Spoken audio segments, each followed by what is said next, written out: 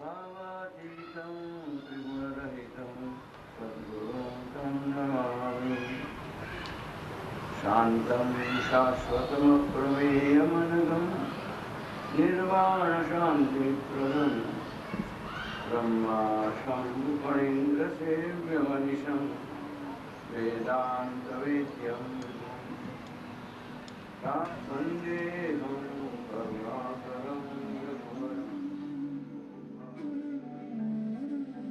It is 1941, and a new name is being added to the family business. Although against his father's will, this is his decision. Taking 5:30 a.m. trains from Ahmedabad to Nadiad Mill, 60 kilometers away, standing all the way, nothing deterred him. Working every day of the week, traveling from one city to another, the son of Shri Naveen Chandra and grandson of a man fondly known as Mafatlal Dada, Arvind Mafatlal proved his commitment early on.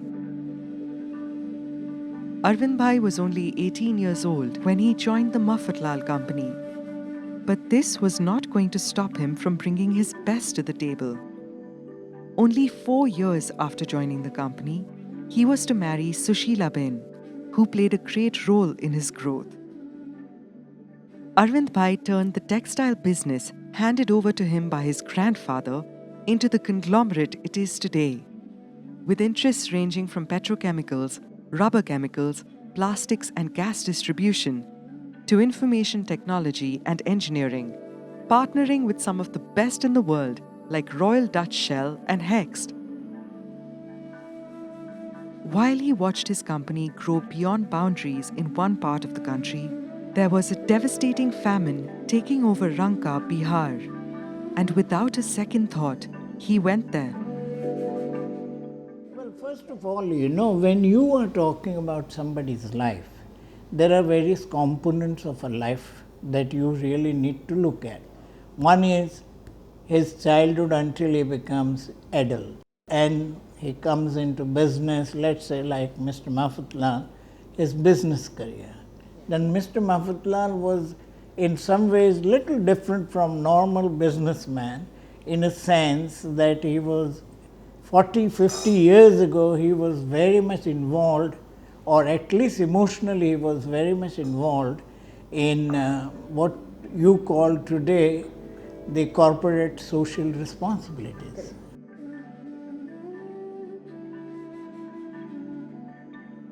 It was here that he met Ranjot Das Maharaj, whom he immediately accepted as his guru. Together they worked tirelessly to help as many as possible. In the 60s, and he was just in his 40s, and in the 1960s, he really rose to among the highest levels of business success.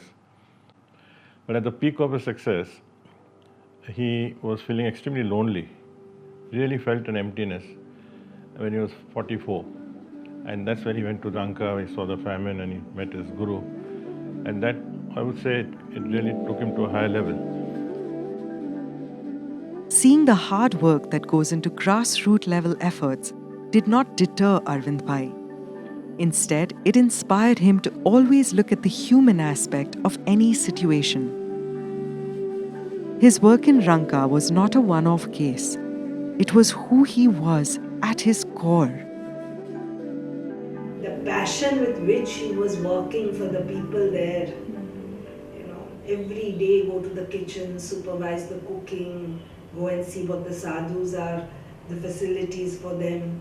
And we used to go bare feet to serve, and we had blisters because April is a very hot month in Madhya Pradesh. But he would remove his footwear, so we had to do the same. He says, you can't wear shoes and then serve people. When he heard about the earthquake in Gujarat, he knew he had to do something.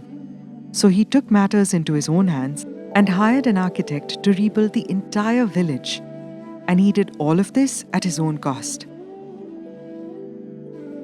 It was this generous nature of his that people saw and were drawn to. मेरा सौभाग्य रहा कि ऋषिकेश भाई के पिताजी जिन्होंने 42 साल तक बाइफ का काम किया है, अरविंद भाई के साथ मुझे काम करने का सौभाग्य मिला था। गुजरात में जब अकाल हुआ करता, मैं तो राजनीति में नहीं था तब समय, तो अकाल पीड़ितों की सेवा करता था और मैंने देखा था कि अरविंद भाई स्वयं 40-45 डिग्री टेम्परेचर के बीच गुजरात के आदिवासी गांवों में आते थे और कोई डोनेशन देना चाहता तो लेते नहीं थे। वो कहते थे, आप मेरे साथ आइए, वहाँ कुछ समय बिताइए, उनके साथ काम कीजिए और आपको ठीक लगे तो वहाँ दान दीजिए। At night he would tell us, now come on, get up. So suddenly in the middle of the night we would get up. Then he would take himself 3-4 blankets on his shoulder, go to these tents where people are sleeping who have come for rural from camp. If it is a winter, normally camps would be in winter. And he himself would give one blanket to everybody. Again walk back to the store. Wherever somebody didn't have anything to cover, we covered them. And we did this and then came back again to the warehouse, carried 10 more, and we did that right up to 4 o'clock. That was Arvindbhai. A billionaire in his own right. He was kind-hearted and generous, and my good friend.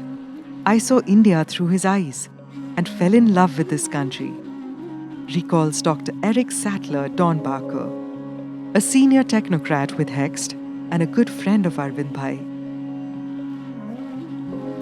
He set an example for everyone around him. His love was not bound by class, caste, religion or money. Ramanujam, who worked with Arvindbhai for many years, recalls the time Mother Teresa visited their office in Bombay and how humbly he welcomed her. This showed them that one can be humble, successful, and spiritually inclined. His core was always the same, very soft. I mean, as a grandfather, as a father, everybody loved him. I don't think you associate the word affection with a chairman. Very rare. I mean, I rarely find. You have respect. For nearly 35 years, Arvindbhai was chairman of BAIF, an organization set up in the 60s to promote sustainable livelihood in rural India. When the farmers in Uttar Pradesh were facing decreased yield and low milk productivity, it was Arvindbhai who went down to the farms to discuss measures to improve production. He did what no one else managed to. He convinced the adamant farmers to use new techniques that they initially refused outright. Such was his passion for innovation, modern technology, and social good. In the early 70s, a severe famine hit parts of Gujarat and Maharashtra, and Arvindbhai made sure that the people had their fundamental needs met. He used his own factories to make sukhari, a nutritious supplement.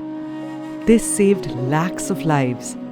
Even to this day, people fondly recall how his one act of kindness saved their life. To him, his money and status meant something only when he could use it to help someone. The greatness of a person is estimated by how he or she tolerates provoking situations. So it doesn't talk about net worth, doesn't talk about education, nothing. It was incidentally that he was a businessman. It was incidentally that he was wealthy. I think for him, the most important was his spirituality really existed in seeing that everyone is the same. He never treated anyone differently because he genuinely felt that he is just privileged because he was born there and that is maybe his karma. But he treated that and he believed that very strongly, moment to moment. Traveling often to rural areas of India, he would meet women that were struggling to survive with the bare minimum. His support of these women went a long way. Over a year after he had visited one of these villages, he found himself face to face with one of these women. Overcome with joy, she fell at his feet and thanked him, saying it was only because of his support that she is now a farmer with a successful cotton farm. He knew change had to come from the ground up, and that is exactly what his life's work shows us. How you care for people, how you treat your people, the sense of fairness that he had, including with competitors. Very strong sense of fairness.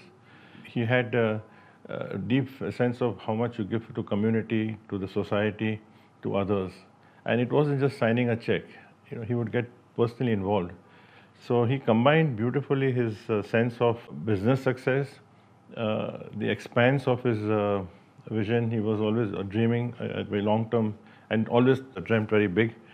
So he had that passion for business, but that was, I think, subservient to the way he did it. So he was very concerned with the process, and that's why I would say the ethics of excellence fitted, at least as a value for us, to try to achieve what he himself exemplified.